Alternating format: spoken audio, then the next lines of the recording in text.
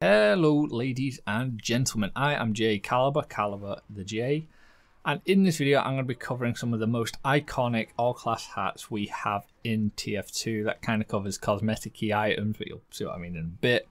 And if you think I have missed out on any hats that you would say are iconic and all-class, not some class, all-class, then comment down below and let's get into this. So first off, it may not be the most desirable, but it is the second most common hat in the game, the Manco cap. You may love it, you may hate it, but it's one of the most used hats in TF2. Seeing as it's, you know, the second hat a player going for free to play to a premium account will get, so naturally it's mad common. Next we have the Bills. We got the Bills, you know, the Bills hat. The Bills is pretty cool. It's personally one of my favorites. It's an all-class hat in TF2. I'd say it's iconic, and if you disagree with me, well, I guess you're just wrong. The Bills hat was made as an in-game item for the game Left 4 Dead 2, and it's just hella cool. I like the Bills. You should like the Bills. I think it's clean and simple. Easy. Third up, we have the Max's severed head. What hat is more iconic than the Max's severed head? You know, every high-end trader has had one or wants one, and all low-tier traders want one. You know, it doesn't get any more, you know, symbolic of the trading scene than a Max's head, especially if you pink it like lime green or neon pink or whatever the colours are called. Fourth, we have the Earbuds, another promo item, but you know, it was made for, it was kind of a promo. It was a promo. It was made for when TF2 became compatible with macOS. They were iconic for trading. They was massive. I do a video talking about Buds, but it's really not that interesting at this point. Buds obviously were a currency in TF2, and then there was a fluctuation in market. People spammed the market, crashed the market, and now Buds are kind of just a blast back to the past. But they are very iconic of the trading scene TF2 has, and it's very symbolic of the way the trading scene used to be back in the day. Fifth, we have the Dr. Dapper's Topper, making it a very iconic hat. Might have been because of a particular sound engineer YouTuber. There might be a blacksmith of sound, but I don't know. Maybe not. Obviously, you know, the hat is, you know, it's a tip of the hat to the Cat in the Hat movie. Lots of words they use hat at the moment. Obviously, it's Dr. Zeus's Cat in the Hat character, but you know, it's kind of a goofy TF2 scene icon thing, and for people that are massive fans of a particular Smith of the Sound. For the sixth spot, we have the rather festive tree hat. It's super OG Smithmas hat. You know, I've had at least 4 cosmetic drop ones. They're pretty expensive on usuals. For anything that isn't a 3rd gen, when you get 3rd gen effect, they're quite affordable. Folk probably assume this is a really cheap unusual because they've seen the 3rd gen ones really cheap, but truth be told, it's pretty pricey for anything not 3rd gen. And you know, it's a good look for people that are festive and that aren't a big fan of the b.m.o.c or the b.m.o.c's pricing. Plus, you get an unusual version.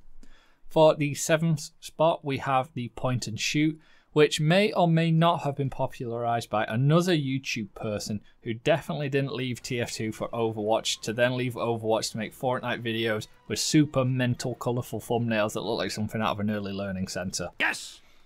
The hat was pretty cool, but now it just kind of seems like a muscle milk copy hat thing. I think you get a bit of grief for wearing it nowadays.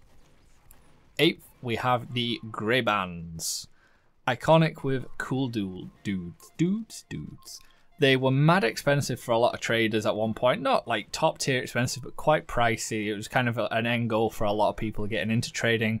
But now they are much more affordable comparatively, and they're still quite a choice cosmetic for the cool dudes of TF2.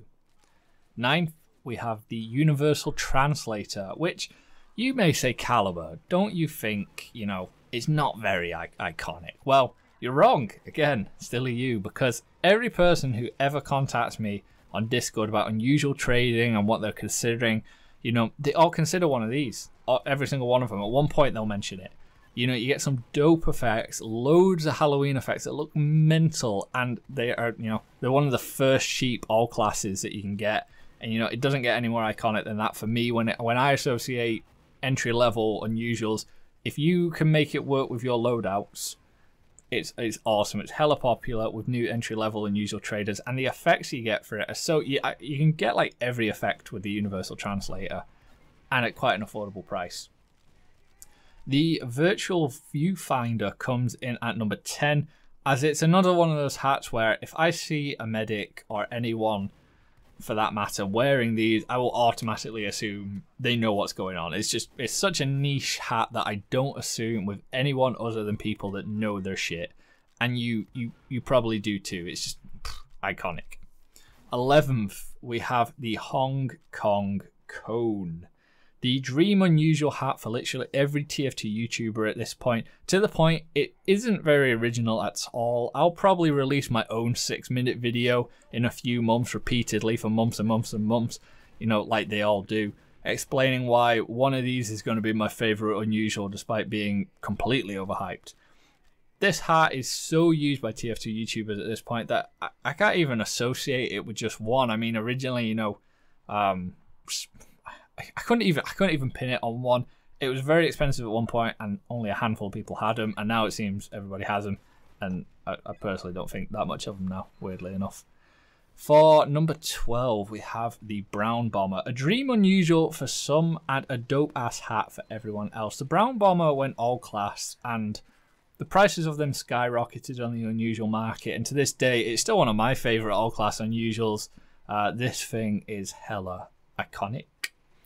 The big man of the list at number 13 is the big man of Christmas, the b.m.o.c. This thing was brought to the game in 2011 Smithmas event, as it has been a symbol of TF2 Smithmas and Christmas period ever since. Even with the fact that it spikes the prices every year at Christmas time, loads of people want to buy them. What to do is buy them in the middle of the summer when people aren't wearing them. They do surprisingly go for a little bit cheaper because nobody's really buying them. 14th, we have the Potassium Bonnet, the iconic memer hat. You know, it came out in 2015 in the Gunmetal update, making for a mad weird hat that memers love. Loads of medic mains are divided in this 50-50 battle if it's cool or not. The banana hat for the Banana Man is just a weird hat. It was like one of the first, not the first, but one of the first hats that Valve released where people were like, are you sure? Really? And then you can paint it, you can paint other cosmetics, and you can essentially make the Moon Man or the Banana Man if you really want. It's a weird hat. It's a weird hat for weird people. I'm in that 50% that don't particularly like it. And finally, at 15th, but with a final honourable mention really that I don't really think it's iconic but it's worth mentioning, we have the hat you may have heard of called the Gibbous,